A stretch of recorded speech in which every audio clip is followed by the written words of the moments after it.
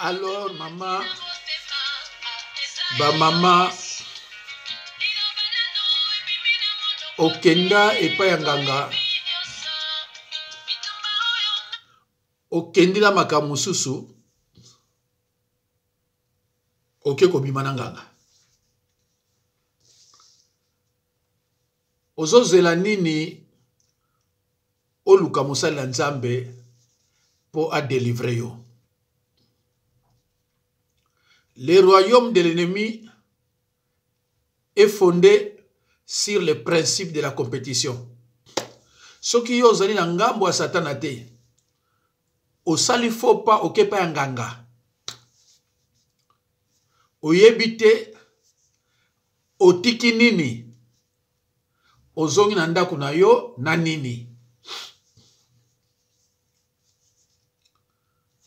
Okendaki koluka oyo yo ke koluka, oyebi nini yo kende koluka. Metango komi kuna osali amour na nganga. Nganga azali serviteur à Satan. Dans les royaumes, dans le monde spirituel, il y a deux royaumes. Royaume ya Nzambe na royaume ya Satana. Na royaume ya Nzambe epai bolingo yali amour. Mais epai ya Satana ezali haine. Yo yebaki te okepa ya mutu ya haine. Okosibir ba conséquences.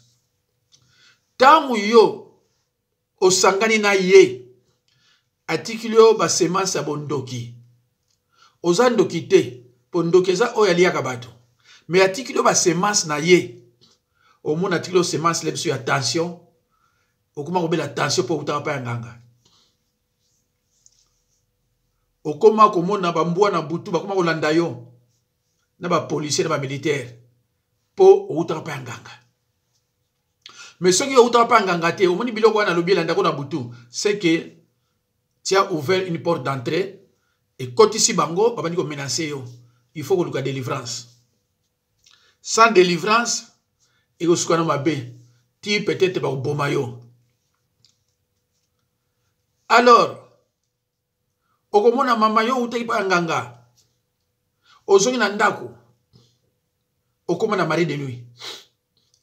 Tant mon mobile là, moi na yo pas mobile comme une femme de nuit. Moi non, moi ça comme un ba mari de nuit. Pour ma kambu oyo lukaki.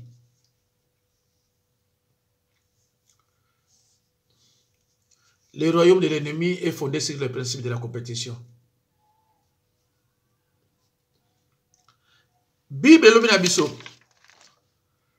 na Lévitique 19:31.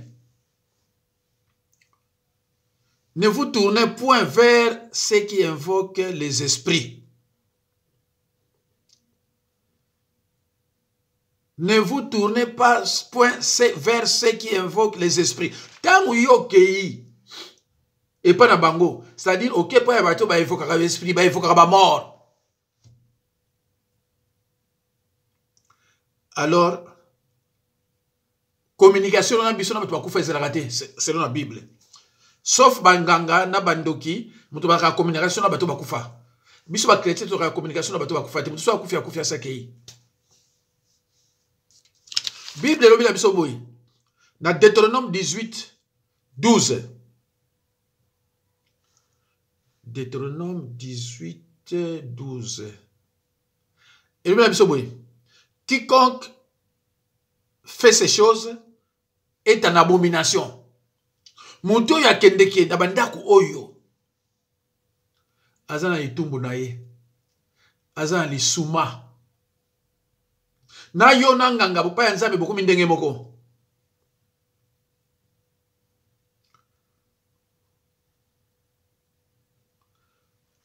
Okende kosala amour kuna meta muso memaka pe ba photo bana okina kuna pa ya nganga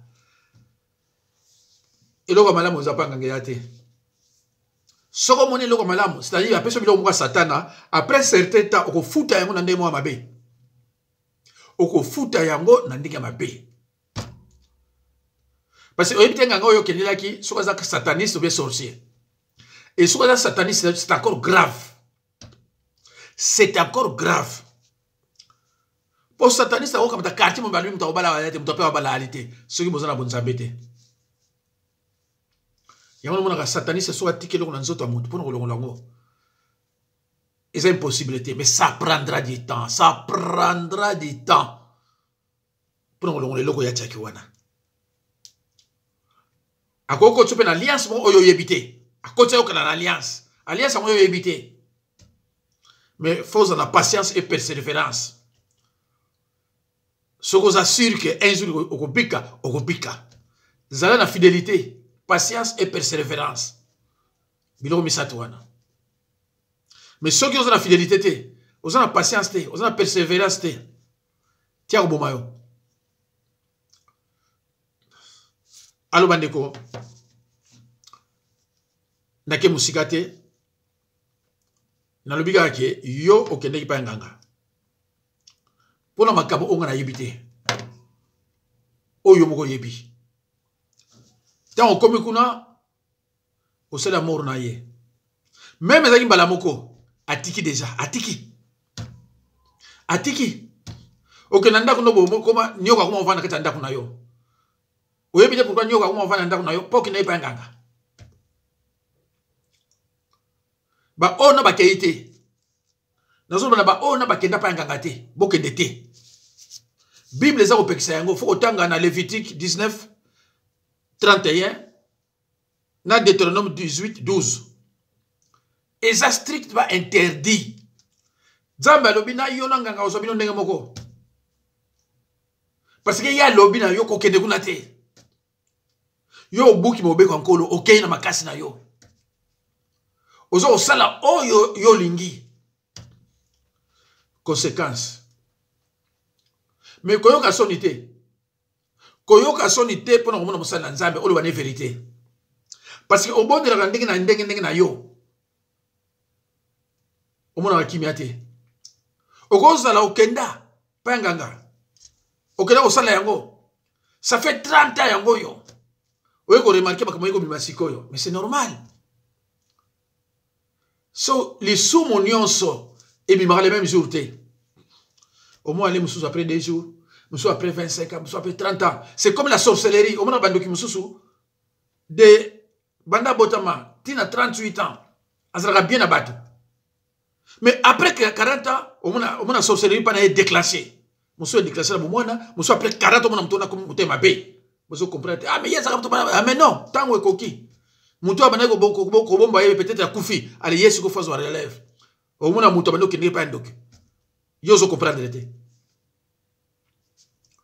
Allo bandeko na banzi ngonga ekoki pour na kotika bino ce qui est vrai que ce qui yo osalaka amour nanganga oyokaka soni pour na koloba yango na tie numéro nanga obenga makambo ebele yela yo na ndako tamusu mwana pe kufa eza po yo kendaka pa nganga wana oyebite otikaka nini oyebite omemani na ndako na yo po nganga za musala nzambe te nganga za musala nzambe te ba serviteur ebele bozo mwana lelo ba binga mi ba pasteur bazalaki banganga ti lelo bazala basala nzambe te ba bomba mi n'étiquette wana. Merci beaucoup. Nzamba pa mulabino.